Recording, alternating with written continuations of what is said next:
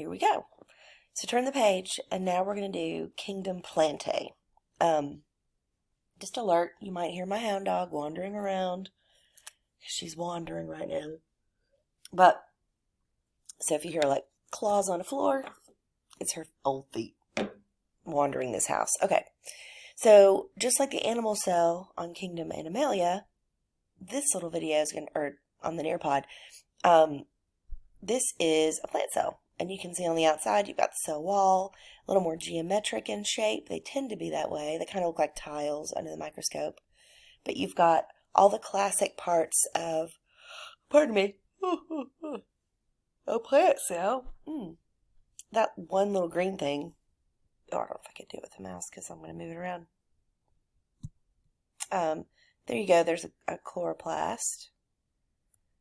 And chloroplast, this big ginormous thing, which actually kind of almost fills a real plant cell instead of this illustrated one.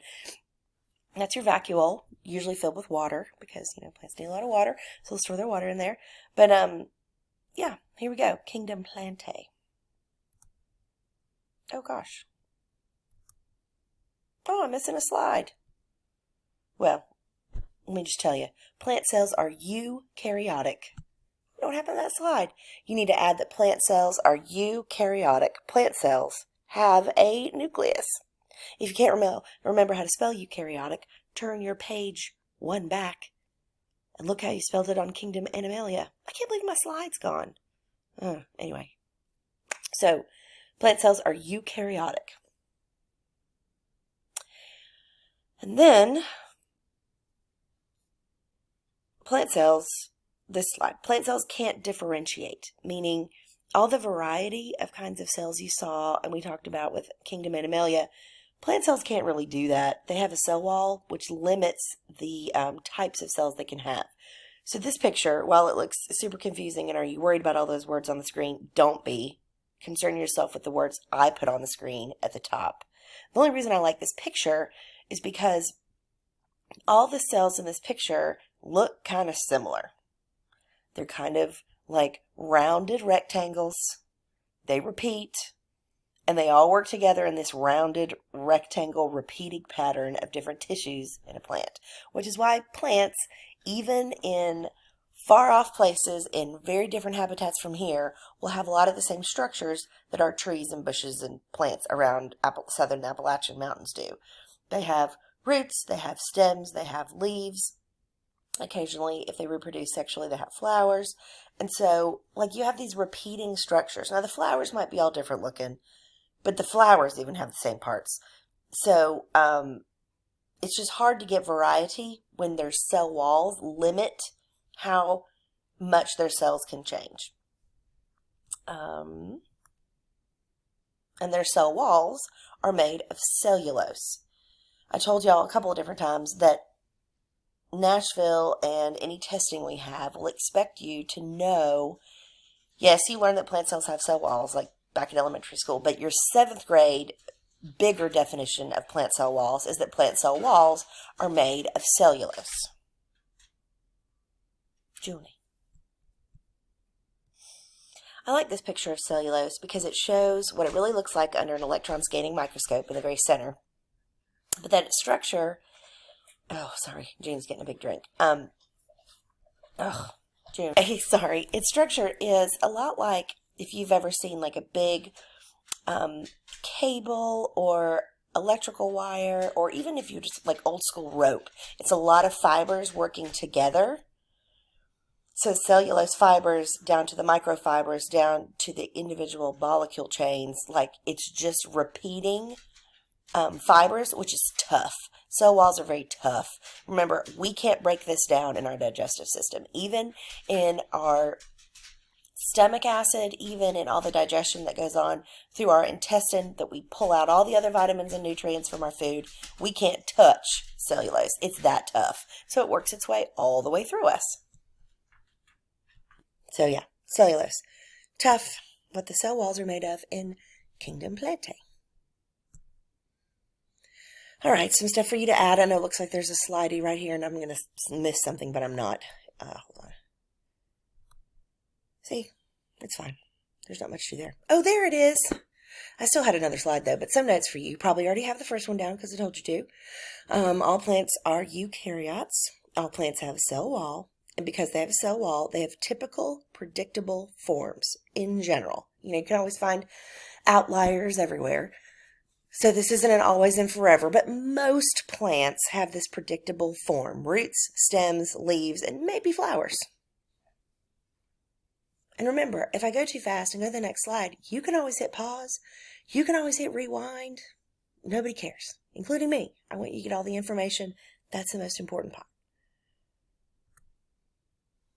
All right, we talked about how animals are heterotrophs, meaning they get their food from an outside source. Plants, though, make their own food because one of your requirements is knowing where they get their energy from, and plants make their own food. They are autotrophs. Autotrophs. Auto means self. Like when you learned about autobiographies, that would be a biography you wrote about yourself. Auto means self, and troph, of course, means to eat, which we learned yesterday. So an autotroph feeds itself. Plants are autotrophs. They make their own food using photosynthesis. This process of photosynthesis takes place in the chloroplasts. And it makes the simple sugar glucose. Now, plants can make other sugars as well, but glucose is the C6H12O6 molecule that you, I think, learned about in Boggs' class. And a little more. You'll learn a little more about it from me later on. But yeah, plants are autotrophs. That's where they get their energy. And just a little review of photosynthesis, changing carbon dioxide and water with light into oxygen and carbohydrates are just sugars, primarily glucose.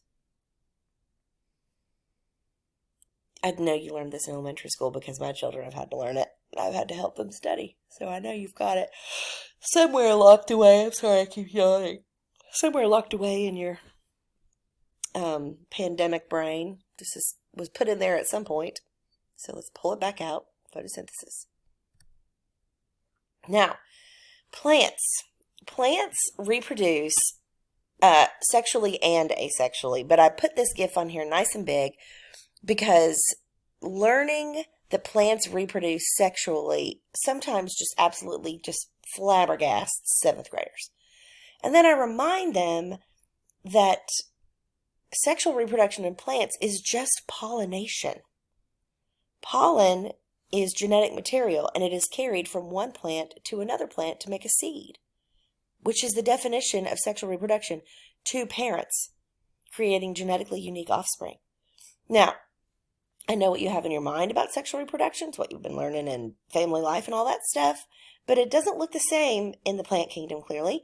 And when you learned, when you had the talk with mom and dad or whoever sat you down and told you what's what about humans, sometimes that speech is referred to as the birds and the bees because it's about reproduction. So plants reproduce sexually. If you'll put a little note that sexual reproduction in plants is pollination, you can do that. And when we learn reproduction in a later unit, we'll talk more about pollination.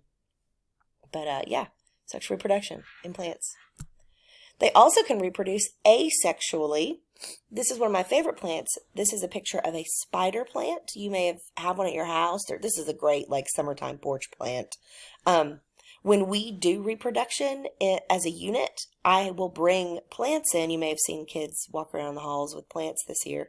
I'll bring plants to school, and you get to pick, and you will asexually reproduce a plant. You take a cutting, and you'll take it home. And these little guys are called plantlets. They're baby clones of the adult. And it's called a spider plant because these little long runners come off and they look like spider legs. But these little babies are plantlets of the parent plant. And it just grows these. There's no pollination. There's no other spider plant involved. It just makes them. It just copies itself and makes a clone. So plants can reproduce asexually as well. And lots of plants make plantlets. This is just my favorite. That's the one I chose.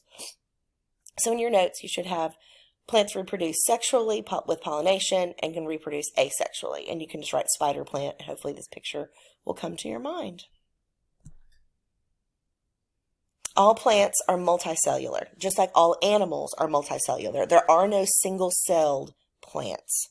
And just like in the animal kingdom thing we went over, I tried to pick a really, really tiny plant and a really, really big plant. So the tiny plant that I picked is moss. This is zoomed way in on moss. Now, moss doesn't flower. It makes spores, which are kind of like the precursor to seeds. And some plants don't make them, of course. Ferns make them, of course. But these little bodies will grow up out of a moss plant, and release spores into the air when it rains or it's windy or you kick it or whatever. But if you've ever looked at moss really closely, it just looks a lot like this, like teeny little grass. Sometimes I think it looks like teeny little bushes. But yeah, it's still a plant. And each of these individual like little bushes is individual little moss. It's fun. And they're so basic, they don't even really have roots or stems or leaves. They're so ancient. They kind of like, if you wanted to water your moss, if you had moss in your garden, you would have to water every part of it because it doesn't have, they're non-vascular. They don't have any like, they can't carry their water from like roots to stem or anything like that. Okay. All right. And plants are multicellular. And so they could be enormous as well. These are sequoia trees out west in Northern California. You probably have heard of redwood trees. This is just another ginormous tree. This is in Sequoia National Park. That's not me. I stole this off the internet. I want to go there one day, though. You may have seen like old school pictures of people like driving through a tree that straddles the road. Those are sequoias. They're really, really big. My sister's seen them. She tells me I'd love them, but maybe one day I'll go. All right. This is, I'm trying to think. Jackson Farrell was asking about this yesterday for sure. But this is a video I want you to watch on your own computers. So you'll have to open up the Nearpod on your own, and watch it. Everybody always asks about carnivorous plants. And this video does a much better job of explaining carnivorous plants than I ever do. And kids love it. So I put it in here. Now carnivorous plants still photosynthesize. They still are green, they still make glucose, but they live in an environment that is so garbage. It's boggy, they're mossy, they're wet, and the nutrients get washed away a lot just because it's like a swamp kind of area that they have to get extra nutrition, and over time they've developed the ability to eat animals. So clearly not all plants can do this, but there is a small group of carnivorous plants that can do that. So I won't spoil any more. This is a fun video, so watch this on your own. And then when you can come back to the video and wrap up your notes page. You can hit pause and double check you've got all this stuff there that you need. And then go to the next item on your agenda. Okay, thanks.